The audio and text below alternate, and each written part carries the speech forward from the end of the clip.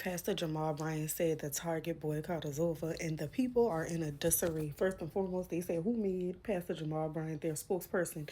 A lot of the black women are saying, honey, we're still mad with Target. Forget what you're talking about. And then everybody's speculation is how much Target paying you to say that? Because hear me out, hear me out, hear me out. You was going real strong against Target last year this time. It was completely ridiculous. You were calling out Balenciaga, and then somebody had ended up in a photo shoot with a whole Balenciaga outfit on. Nonetheless, my whole thing is this, Pastor Jamal Bryant. I think that you do an amazing job about creating platforms that you can get people behind you to follow. I think that some kind of way you have a way with words. Your persona is one that's magnetic enough that you can get the people to do anything. You have empowered the African American community to understand their power, especially their buying power.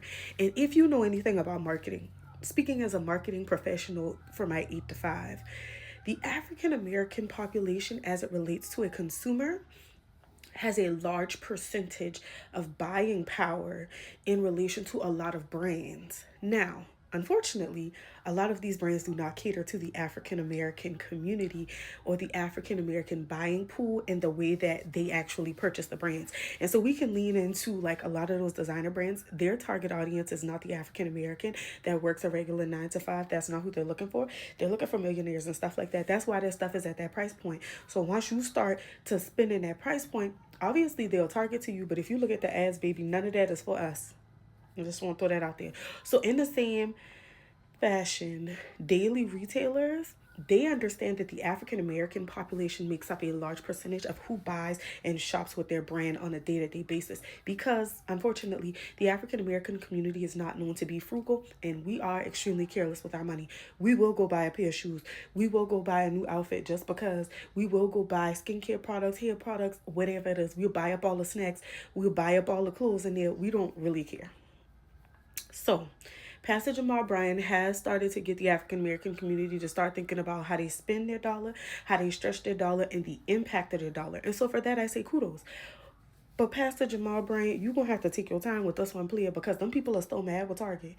Do you not forget that Target was at the Essence Festival last year and they had all these signs, and people literally did not go to the Target activation at the convention center because they were so disgusted with them.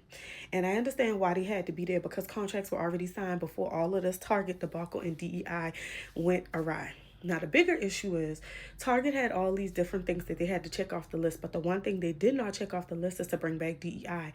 They haven't done that. And they're not going to do that because Agent Orange is probably funneling some money to them some kind of way. And at this point, they need it because they've lost billions of dollars because of Pastor Jamal Bryant's platform and campaign, if you will, smear campaign. It's so now you standing in front of a Target logo telling us that the boycott is over.